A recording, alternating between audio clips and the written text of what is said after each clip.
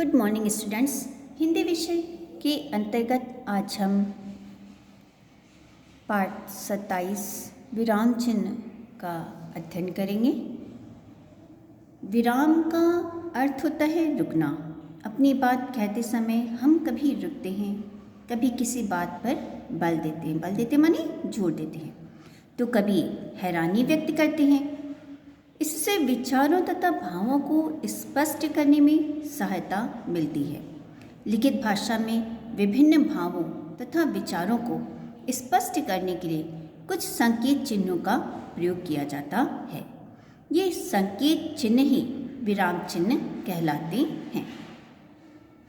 अपने विचारों को स्पष्ट रूप से प्रकट करने के लिए विराम चिन्हों का ज्ञान होना अत्यंत आवश्यक है। लिखित भाषा में रुकने के स्थानों को प्रकट करने के लिए जिन चिन्हों का प्रयोग किया जाता है उन्हें विराम चिन्ह कहते हैं। हिंदी में प्रयुक्त होने वाले प्रमुख विराम चिन्ह इस प्रकार हैं।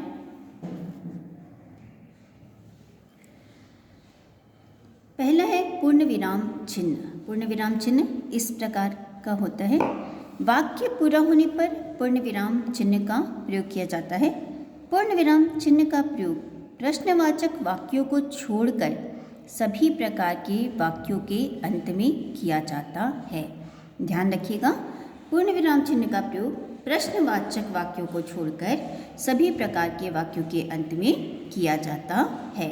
जैसे आज कवि सम्मेलन का आयोजन किया गया है। यहाँ पर वाक्य समाप्त हो गया है, इसलिए वाक्य के अंत में यहाँ पर पूर्ण विराम चिन्ह का प्रयोग किया गया है।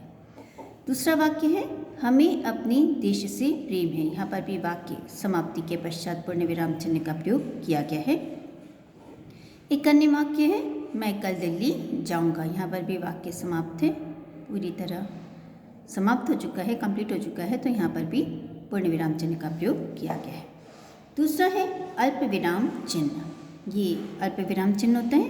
अल्प का अर्थ होता है कम, अर्थात जहाँ संज्ञाओं, सर्वनामों और संख्याओं के बीच न्यूनतम समय के लिए रुकना पड़े। न्यूनतम का अर्थ होता है बहुत कम समय के लिए रुकना पड़े, वहाँ अल्प विराम चिन्ह का प्रयोग किया जाता है। जैसे 1, 2, 3, 4, 5, 6, 7 आदि। एक अन्य उदाहरण है आज कविता, अनीता और अंकित घूमने जाएंगे। यहाँ पर दो नामों के बीच में अल्प विराम चिन्ह का प्रयोग किया गया है। तीसरा है अर्धविराम चिन्ह। ये अर्धविराम चिन्ह होता है। इस चिन्ह का प्रयोग वाक्य में उस समय किया जाता है जब अल्प विराम से बहुत अधिक समय तक परंतु पूर्ण विराम से कुछ कम समय तक रुकना पड़ता है। ध्यान दीजिएगा, अल्प विराम से थोड़ा अधिक समय तक परंतु पूर्ण विराम से कुछ कम समय तक जहाँ पे हमें रुकना पड़ता है वहाँ हम अर्धविराम चिन्ह का प्रयोग करते हैं। जैसे जाना तो मुझे भी था परंतु थकान की वजह से जा न सकी। यहाँ पर अल्प विराम चिन्ह का प्रयोग किया गया है और वाक्य की समाप्ति के पश्चात पूर्ण विराम चिन्ह का। मैंने उसे डांटा ही नहीं, प्यार से समझाया भी। यहाँ पर हम अल्प विराम से थोड़ा ज़्यादा रुके थे तो अर्धविराम चिन्ह का प्रयोग किया गया था और वाक्य की समाप्ति के पश्चात पूर्ण विराम चिन्ह का प्रयोग। मैं तुम्हें जानता तक नहीं, कर्ज कैसे दे दूँ। यहाँ पर भी अर्धविराम चिन्ह का प्रयोग किया गया है और वाक्य की समाप्ति के पश्चात पूर्ण विराम चिन्ह का। गांधी जी राष्ट्रपिता ही नहीं थे, अल्प विराम चिन्ह का प्रयोग। विश्व पुरुष भी थे, पूर्ण विराम चिन्ह का प्रयोग वाक्य की समाप्ति के पश्चात। उपविराम चिन्ह। ये उपविराम चिन्ह होता है जहाँ वाक्य के में अर्धविराम से अधिक समय तक रुकना हो। वाक्य में अर्धविराम से अधिक समय तक रुकना हो वहाँ उपविराम लगाया जाता है। जैसे मुंशी प्रेमचंद, यहाँ पे उपविराम चिन्ह का प्रयोग किया गया है। ग्रामीण भारत की वाणी रामायण, ये उपविराम चिन्ह। एक सांस्कृतिक अध्ययन, पूर्ण विराम चिन्ह का प्रयोग। प्रश्नवाचक चिन्ह। जब बातचीत के दौरान किसी से कोई बात पूछी जाती है अथवा कोई प्रश्न किया जाता है तब वाक्य के अंत में प्रश्नसूचक चिन्ह लगाया जाता है। ये प्रश्नवाचक चिन्ह होता है। जैसे क्या तुम मेला देखने जाओगे, यहाँ पर प्रश्न पूछा गया है तो प्रश्नवाचक चिन्ह का प्रयोग किया गया है वाक्य के अंत में। क्या कोई यह बात बता पाएगा, यहाँ पर भी प्रश्न पूछा गया है तो वाक्य के अंत में प्रश्नवाचक चिन्ह का प्रयोग किया गया है।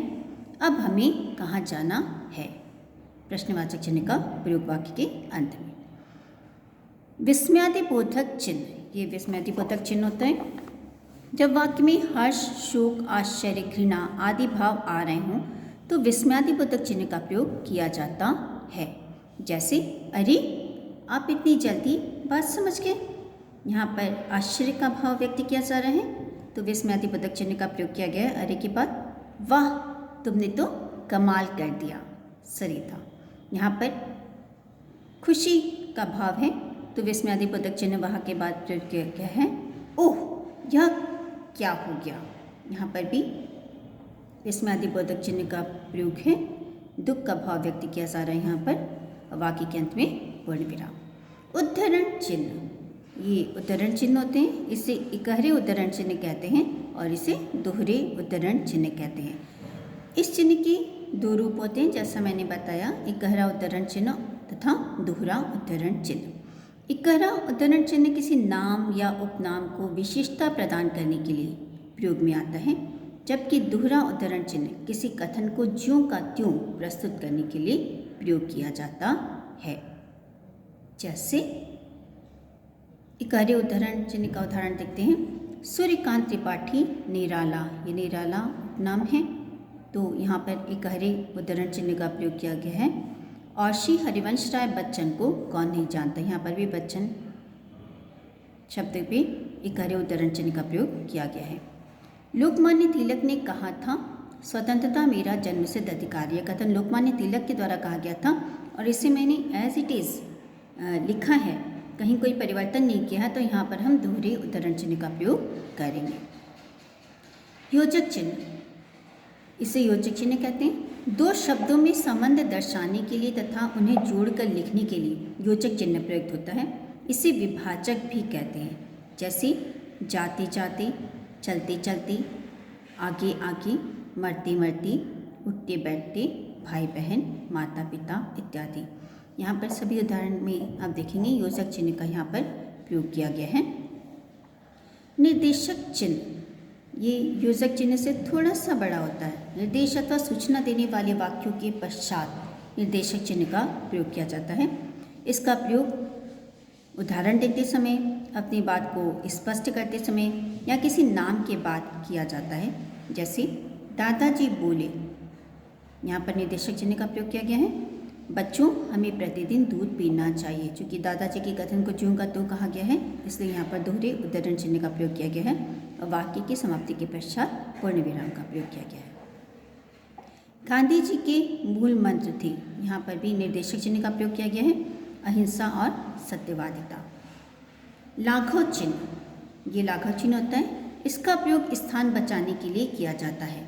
ऐसा केवल उन्हीं शब्दों के साथ किया जा सकता है जिन्हें लघु अर्थात छोटे रूप में लिखने पर भी समझने में कठिनाई न हो। जैसे डॉक्टर, ये डॉक्टर लिखा गया है लाघव चिन्ह लगाकर। पंडित, ये पंडित हैं लाघव चिन्ह लगाकर। तारीख, तारीख यहाँ पर लिखा हुआ है लाघव चिन्ह लगाकर। जिला, जी के आगे लाघव चिन्ह लगा गया है इत्यादि। हंसपद चिन्ह, ये हंसपद चिन्ह होता है। त्रुटि का अर्थ होता है गलती। यदि लिखते समय भूलवश कोई शब्द या शब्दांश छूट जाए तो उसे ऊपर वाक्य में उचित स्थान पर इस चिन्ह का संकेत देते हुए लिखा जाता है। जैसे शायद, अब यहाँ पर मेरी छूट गया था लिखते समय, बात पूरी तरह स्पष्ट हो गई हो, मेरी लिखना था तो हंसपद चिन्ह का प्रयोग करके मेरी ऊपर लिखा गया है। अब वाक्य पूरा हो गया, शायद मेरी बात पूरी तरह स्पष्ट हो गई है। तो वाक्य की समाप्ति पर पूर्ण विराम का प्रयोग किया गया है। कोष्टक चिन्ह, जहाँ किसी शब्द का अर्थ पंक्ति के बीच में ही स्पष्ट करना जरूरी आवश्यक लगे वहाँ कोष्टक का प्रयोग हमारी सहायता करता है। जैसे देवराज, अब यहाँ पर इंद्र का प्रयोग करना आवश्यक लगा तो इंद्र को कोष्टक में लिखा गया है। इंद्र की कोप से संपूर्ण ब्रज में चारों ओर पानी ही पानी दिखाई देता था। वाक्य की समाप्ति पे पूर्ण विराम चिन्ह का प्रयोग किया जाएगा। तो बच्चों, इस पाठ से हमने ये सीखा कि वाक्यों में भावों को स्पष्ट करने के लिए विराम चिन्हों का प्रयोग किया जाता है। हिंदी भाषा में मुख्यतः निम्नलिखित विराम चिन्हों का प्रयोग किया जाता है: पूर्ण विराम चिन्ह, अल्प विराम चिन्ह, अर्धविराम चिन्ह, उपविराम चिन्ह, प्रश्नवाचक चिन्ह, विस्मयादिबोधक चिन्ह, उद्धरण चिन्ह, निर्देशक चिन्ह, योजक चिन्ह, लाघव चिन्ह, हंसपद चिन्ह और कोष्ठक चिन्ह। लाघव चिन्ह का प्रयोग बड़े शब्द को संक्षिप्त रूप में लिखने के लिए करते हैं। धन्यवाद।